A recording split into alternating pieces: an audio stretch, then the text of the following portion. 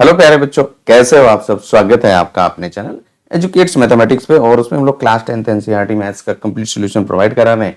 आज के इस वीडियो में जो आपने 2023 गणित परीक्षा यानी कि गणित में जो आप आज पेपर दे के आए हो उसका ये 822 DW कुल पेजों की संख्या होगी, उसमें 12 और इसमें जो क्रमांक है वो आपका 928। और इस प्रश्न का आज हम लोग खंड आ 1 से 20 तक जो आपने बहुविकल्पी प्रश्न हैं उनको हल करके आए हैं, उन्हीं का आपको आंसर बताने वाले हैं। अगर आप हमारे चैनल पर पहली बार है, वीडियो अगर आपको हमारा पसंद आए, मेहनत आपको पसंद आए तो भाई चैनल को सब्सक्राइब करना, वीडियो को लाइक करना और जरूरतमंद के साथ शेयर करना मत भूलिएगा। चलिए बिना किसी देर के सीधे आ जाते हैं हम लोग आज खंड आ यानी कि जो आपके बहुविकल्पी प्रश्न हैं उनको आपको सॉल्व करना है।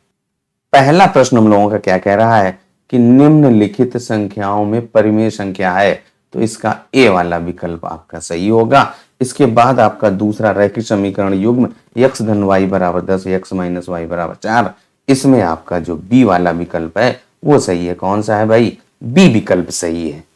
दूसरे का हम लोगों का बी वाला सही है। अब आ जाते हैं आपके तीसरे प्रश्न में। तीसरा प्रश्न कह रहा है कि बिंदु 5 का मन 9 की y अक्ष से दूरी जो होगी वो आपका सी यानी कि 5 मात्रक होगा।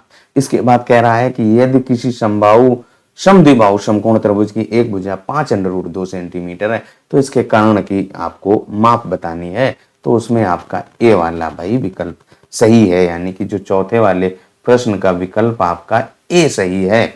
इसके बाद जो हमारा पांचवा है साइन स्क्वायर 18 अंश माइनस कॉस स्क्वायर 72 अंश का जो मान है वो भाई आपका 0 आएगा, यानी कि बी वाला आपका सही है। इसके बाद आ जाइए भैया छठे वाले प्रश्न पर। छठा प्रश्न क्या कह रहा है? किसी धनात्मक सम पूर्णांक के लिए प्रत्येक धनात्मक विषम है तो उसके लिए भी आपका बी वाला विकल्प सही है, तो छठे वाले का हम लोगों का बी विकल्प सही होगा। इसके बाद सातवां प्रश्न क्या कह रहा है कि यदि संख्याओं 7 8 x 11 14 का माध्य x है तो x का मान वो आपका 10 होगा। इसके बाद आपका आठवां यदि द्विघात समीकरण ax की घात 2 धन bx धन c बराबर 0 के मूल समान हो तो c का मान वो आपका क्या होगा भाई? b की घात 2, ये वाला विकल्प सही होगा। b की घात 2/4 है। तो सातवें प्रश्न के बाद अब हम लोग आ जाते हैं भैया आठवां का बी वाला है। इसके बाद नवें प्रश्न का क्या कह रहा है कि दिए गए चित्र में यदि AD बराबर x धन 3 सेंटीमीटर, DB आपकी देखिए 3x धन 19 और AE बराबर आपका x है और E से C तक की जो दूरी है वो आपकी 3x धन 4 है और DE BC के समांतर है, तो x का यहाँ पे जो x लिखा है उसका मान होगा।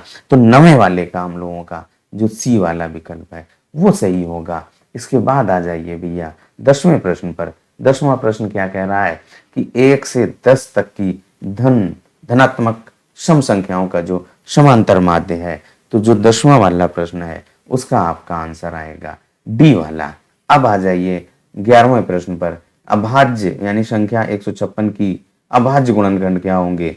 बी वाला विकल्प 2 की घात 2 या कहें 2 × 2 × 3 × 13, यानी कि 11वें का बी वाला विकल्प आपका सही है। इसके बाद हम लोग आ जाते हैं यदि एक वर्गीकृत आंकड़े का माध्य दिया गया है और बहुलक दिया गया है, माध्य आपका 24 है, बहुलक 12 है, तो इसका माध्यक यानी कि मध्यिका ज्ञात करना है।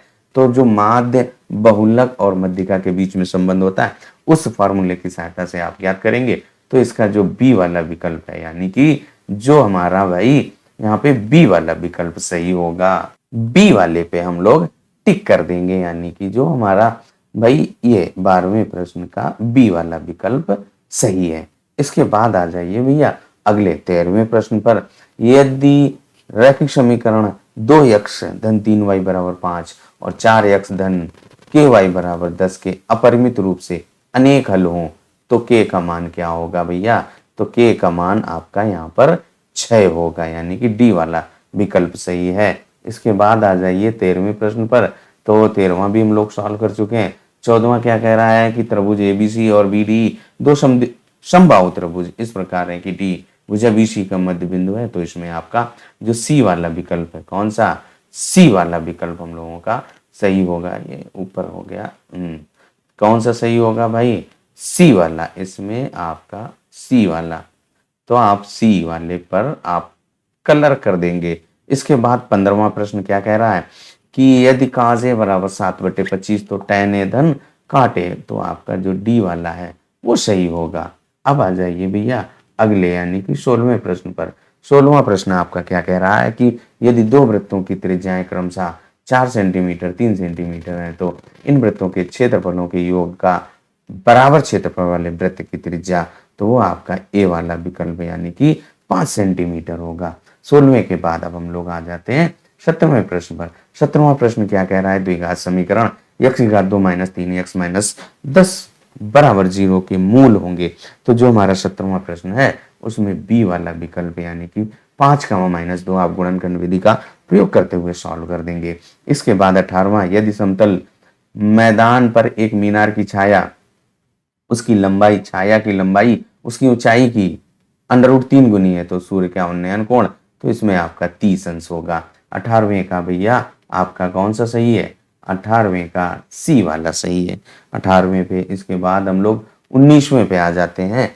तो 19वां आपका क्या कह रहा है? 45 सेमी ऊंचाई और 4 सेमी व्यास वाले एक धात्विक ठोस बेलन को पिघला कर अगर गोला बनाया जाता है और जिसका व्यास 6 सेंटीमीटर है, तो गोलों की संख्या हमें ज्ञात करने के लिए कह रहा है। तो जो गोले होंगे वो आपके 5 गोले बन पाएंगे। 5 आपका बी वाले में है, तो 19वें का बी वाला होगा और 20वें वाले का आपका ए। यहाँ पे क्या कह रहा है? 20वें वाले में यदि त्रिभुज एबीसी का एक समबाहु त्रिभुज है, त्रिभुज एबीसी हमारा एक समबाहु त्रिभुज है जिसमें एडी बीसी भुजा पर लंब है, तो एडी की घात 2 बराबर होगा, तो आपका ए वाला विकल्प सही है। 3 बीसी का वर्ग या 3 सीडी का वर्ग। और इस तरीके से जो बहुविकल्पी प्रश्न थे उनको हमने यहाँ पे बताया है, सॉल्व नहीं किया है, केवल आपको मैच करना था। चलिए आज के इस वीडियो में यहीं तक। आगे जो आपका सेक्शन बी है यानी डिस्क्रिप्टिव है, उनके वीडियोस हम लोग यानी उनका जो सोल्यूशन है नेक्स्ट वीडियो में मिलेगा। चलिए तब तक अपना ख्याल रखिए, स्वस्थ रहिए, मस्त रहिए। मिलते हैं अगले वीडियो में सेक्शन बी के साथ।